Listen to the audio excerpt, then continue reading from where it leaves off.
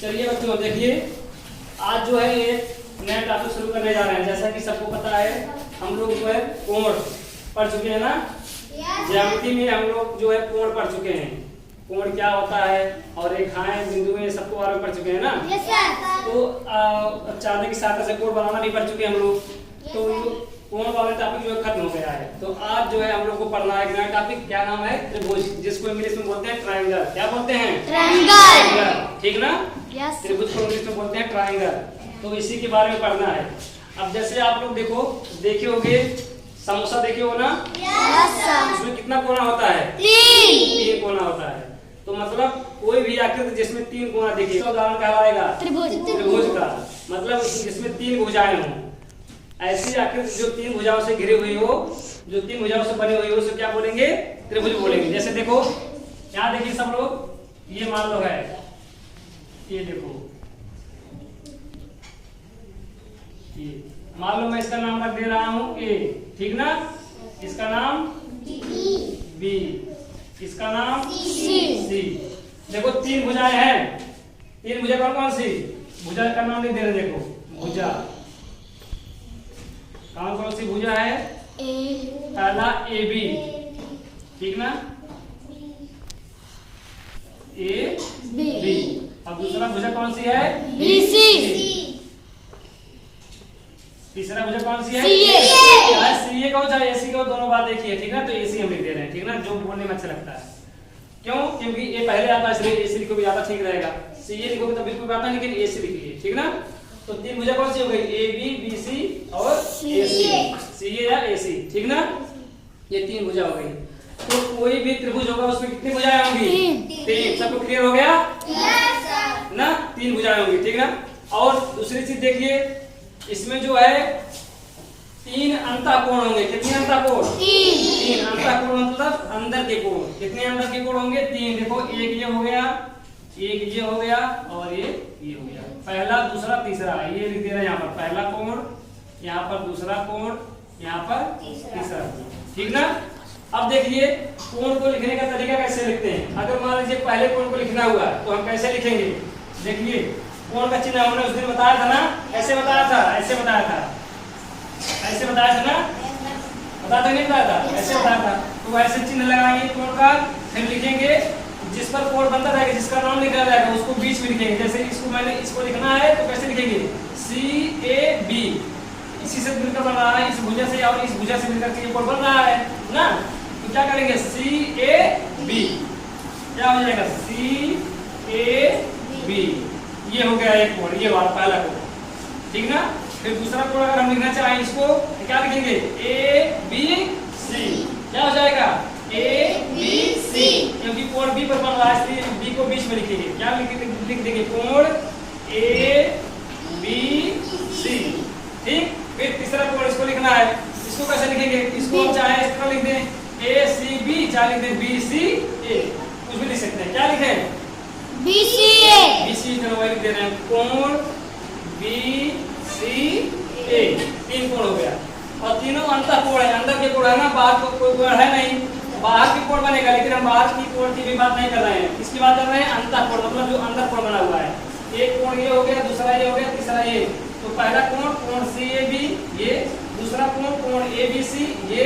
तीसरा कोण कोण बी सी ए, मतलब ये। समझ में आ गया? तो कोई त्रिभुज होगा उसमें 3 भुजाएं होंगी, पहली चीज। और दूसरी चीज उसमें 3 अंतःकोण होंगे। 2 विशेषता पता चल गई ना। अब तीसरी चीज देखिए, त्रिभुज की एक खासियत ये है कि इसमें त्रिभुज में कोई भी 2 भुजा ले लो, दोनों भुजाओं का योगफल क्या होगा? तीसरी भुजा से अधिक होगा। हमेशा कोई भी त्रिभुज अगर रहेगा उसमें 2 भुजाओं की लंबाई का योगफल तीसरी भुजा की लंबाई से अधिक होगा। समझ गए ना बात? मतलब अगर 2 भुजा की लंबाई हम जोड़ दें और तीसरी भुजा से कंपेयर करो तो क्या होगा? तीसरी भुजा से अधिक होगा। और एक खासियत क्या है? त्रिभुज के किन्हीं 2 भुजाओं की लंबाइयों का अंतर, मतलब 2 भुजा मान हम ले लिए ये दोनों, इसका अंतर मतलब जो बड़ी भुजा उसमें से अगर छोटी वाली को घटाएं तो क्या होगा? उसका अंतर हमेशा तीसरी भुजा से छोटा होगा, ठीक ना। समझ गए नहीं? 2 भुजा की लंबाइयों का अंतर तीसरी भुजा से हमेशा छोटा होगा। तो ये भी खासियत तो खासियत मिल गई है। पहला खासियत क्या इसका मिला कि त्रिभुज में 3 भुजाएं होंगी।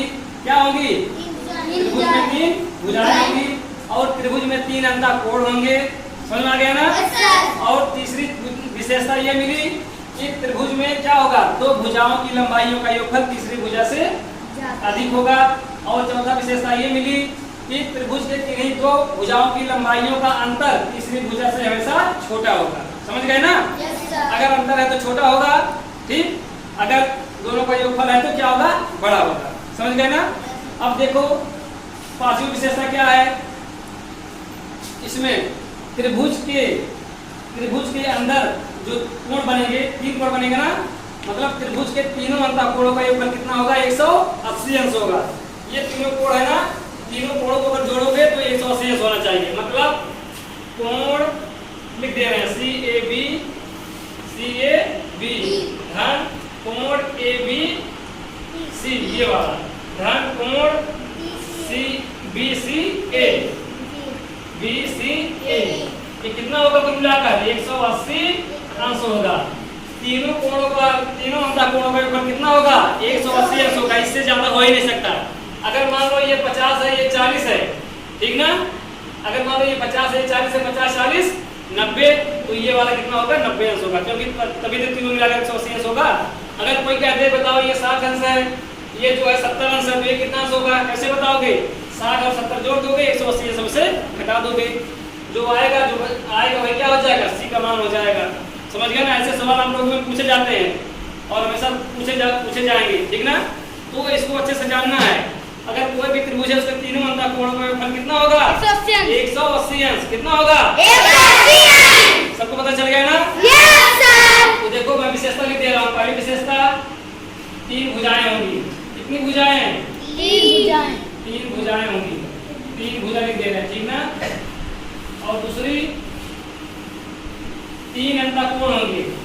क्या होंगे, 3 अंतःकोण।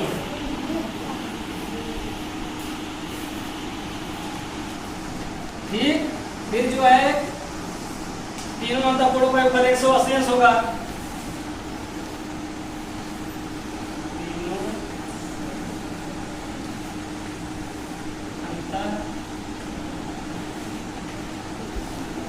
अंतःकोणों का योगफल कितना होगा, 180 अंश होगा। समझ गया ना। और यहाँ पर लिख देना नीचे चौथा, 2 भुजाओं की लंबाइयों का योगफल लिख दे रहे हैं। देखो 2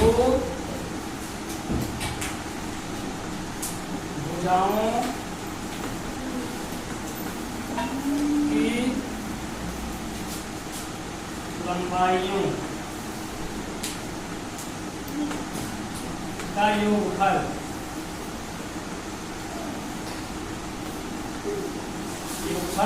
क्या होगा, तीसरी भुजा से अधिक होगा। तीसरी 2 भुजाओं की लंबाइयों का योगफल तीसरी भुजा से अधिक होगा।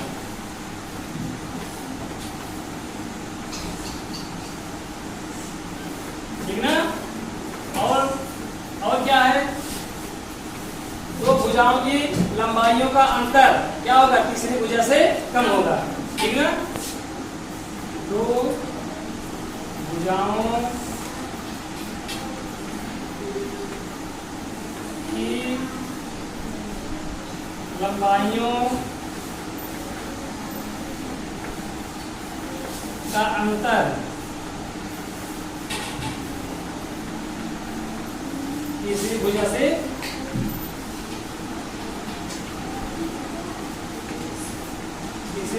कम या छोटा होगा। ठीक ना।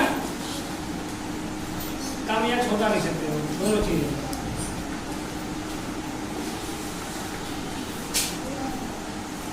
समझ गए ना। ये देखो 3 भुजाएं होंगी, 3 भुजा हो गया, 3 अंतःकोण होंगे, तीनों अंतःकोणों का योगफल 180 अंश होगा। 2 भुजाओं की लंबाइयों का योगफल तीसरी भुजा से अधिक होगा। ठीक है। 2 भुजाओं की लंबाइयों का योगफल तीसरी भुजा की लंबाई से अधिक होगा या तीसरी भुजा से अधिक होगा। 2 भुजाओं की लंबाइयों का अंतर तीसरी भुजा से कम या छोटा होगा। ठीक ना। तो ये चीज समझ गए। तो त्रिभुज में आज पहले दिन जो है हम ये इतना चीज बताएंगे, इतना चीज आप लोग अच्छे से जान लीजिए। कल से हम क्या करेंगे, कल से हम बताएंगे त्रिभुज के प्रकार, कई आधार पर त्रिभुज का प्रकार होता है। ठीक ना, भुजाओं के आधार पर, कोणों के आधार पर, ठीक ना। और एक चीज जान लीजिए, त्रिभुज में अगर कोई पूछेगा कितने शीर्ष होते हैं, शीर्ष, शीर्ष मतलब सिर, जैसे हम लोग का सिर क्या होता है, ये ऊपर होता है ना, वैसे त्रिभुज में भी शीर्ष होते हैं। कितने शीर्ष हैं, एक शीर्ष के, एक शीर्ष के, एक शीर्ष के, कितने शीर्ष हुए, 3 शीर्ष हुए। हम लोगों के पास कितना सिर है, एक। त्रिभुज के पास कितना सिर है, 3। सिर को बोलते हैं शीर्ष, क्या बोलते हैं, शीर्ष। तो कितने शीर्ष हुए यहाँ लिख दे रहे हैं, छठा नंबर लिख दे रहे हैं, 3 शीर्ष होते हैं।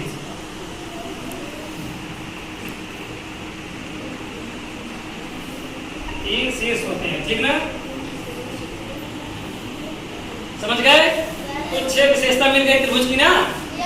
तो आज बेसिक नॉलेज है, बेसिक चीज है, इसको हमने बता दिया। अब कल से हम मेन चीज जो बताना है, कितने प्रकार के जो है त्रिभुज होते हैं, कैसे हम पहचानेंगे कौन सा त्रिभुज है, और फिर त्रिभुज ये जो कोण, अगर 2 कोण दिया हुआ, तीसरा कोण कैसे निकालेंगे, समपूरक कोण क्या होते हैं, पूरक कोण क्या होते हैं, ये सारी चीजें हम कल बताएंगे, ठीक ना।